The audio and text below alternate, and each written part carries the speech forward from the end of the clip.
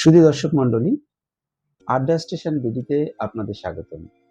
আজকে আমাদের এই আড্ডা স্টেশন বিডি চ্যানেলে একজন বিশেষ অতিথি আছেন। উনি হচ্ছে সৈয়দ নুসরাত কবির। নুসরাত, তুমি কেমন আছো? আমি আলহামদুলিল্লাহ ভালো আছি। আড্ডা স্টেশন বিডি থেকে যারাই আমার ভিডিও দেখছেন সবাইকে দেখার জন্য ধন্যবাদ। আচ্ছা নুসরাত, যেটা নিয়ে কথা বলবো সেটা হচ্ছে আড্ডা স্টেশন বিডিতে আমরা সাধারণত আড্ডাই মারি। তো সে আড্ডার ছলে ছলে কিছু জিনিস জানতে চাই তোমার কাছে। তুমি তো সম্প্রতি ও লেভেল পরীক্ষা কমপ্লিট করলা। তো তোমার পরীক্ষা কেমন হলো? পরীক্ষার জার্নিটা খুবই ছিল রোলার কোস্টার রাইডের মতো। ইউজুয়ালি মানুষের পরীক্ষা 1 মাসের ভিতরেই শেষ হয়ে যায়, আমাদেরটা 1 মাস বেড়েও 1.5 মাস পর্যন্ত মানে চলেছে, 1.5 months, অনেক লং টাইম।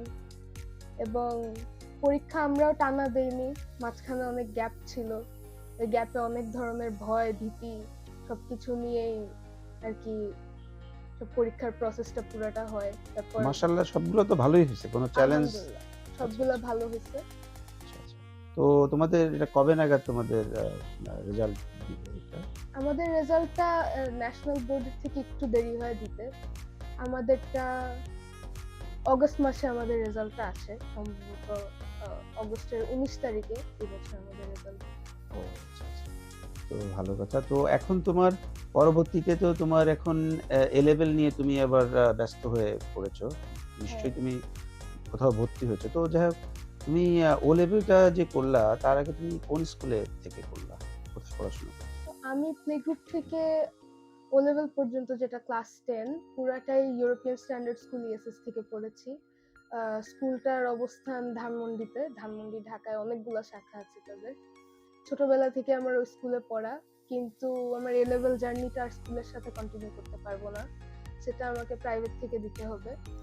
আমাদের ইংলিশ মিডিয়াম স্টুডেন্টসরা অনেকেই স্কুল ছেড়ে প্রাইভেটে কোচিং করে, যেহেতু আমাদের স্কুল থেকে ডাইরেক্টলি দেওয়ার এরকম কোনো ম্যান্ডেটরি কোনো ব্যাপার নেই। আমরা ডাইরেক্ট ব্রিটিশ কাউন্সিল থেকে রেজিস্ট্রেশন করেই পরীক্ষা দিতে পারি। তার জন্য এ লেভেলটা আমার স্কুল ছাড়া লাগছে, স্কুলের সাথে জার্নি শেষ। তো এখন এটা কোথায় দিচ্ছ? কোথায় ভর্তি হচ্ছ? এ লেভেল এখন আমি চিন্তা করছি নিজে পড়বো বাসায়, কিছুটা নিজে পড়ার পরে মক টেস্ট গুলো দিতে শুধু কোচিং এ যাব।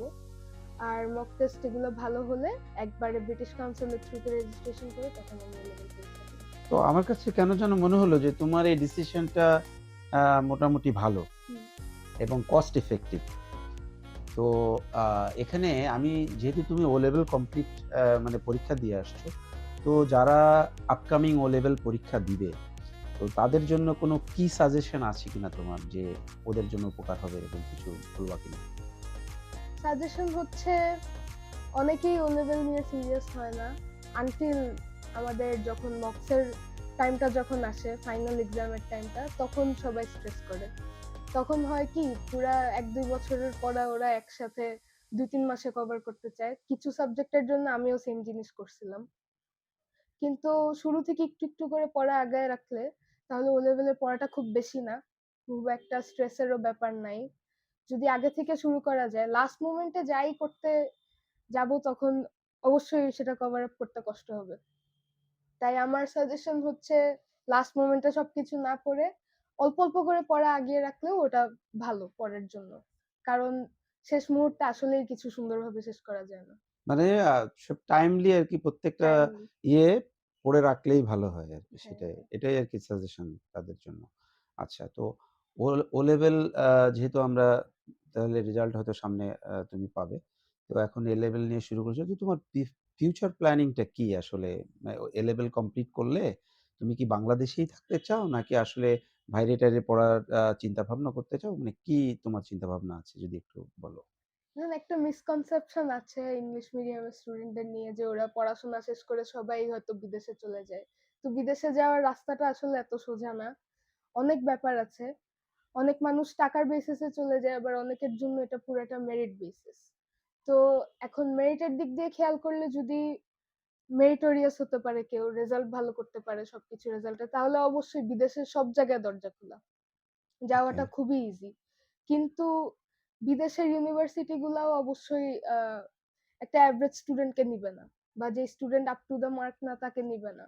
যে স্টুডেন্টের মেরিট বেসিস ভালো, যে স্টুডেন্টের ভালো এক্সট্রা কারিকুলার অ্যাক্টিভিটিস আছে, যে স্টুডেন্টের সব দিক দিয়েই যে ভালো, শুধু পড়াশোনার দিক দিয়ে ভালো হলেই বিদেশের ইউনিভার্সিটি গুলোতে নেয় না।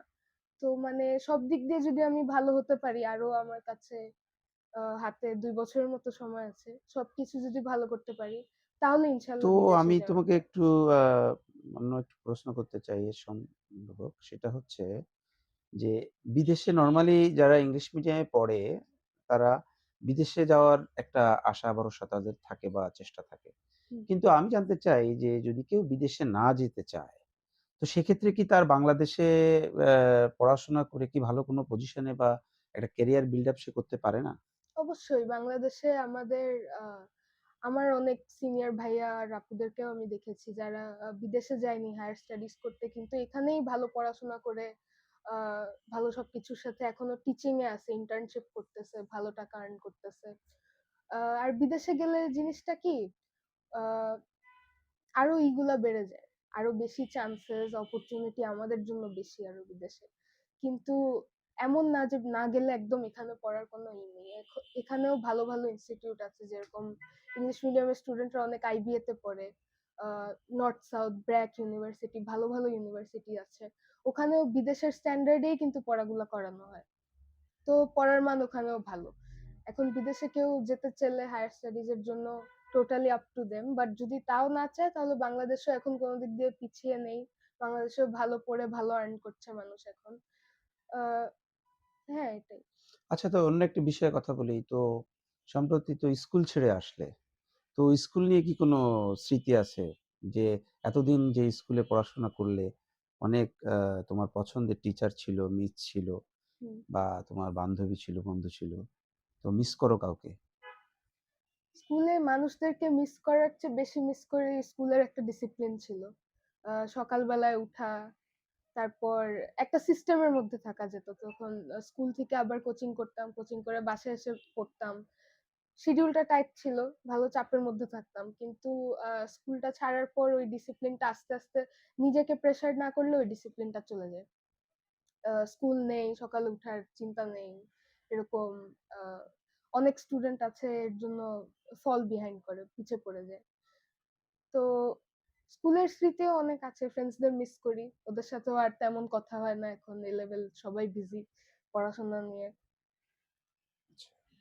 তো এবার তো তোমরা নিশ্চয়ই পরীক্ষা শেষ হলো ঈদের কিছুদিন আগেই। তো তোমরা তো বোধহয় দাদার বাড়িতে গিয়েছিলে এবার, যত হুম। শুনলাম তোমার। তো কেমন লাগলো দাদার বাড়ি এবং তোমার দাদার বাড়ি কোথায়? আমার দাদার বাড়ি খুলনার বাগেরহাটে।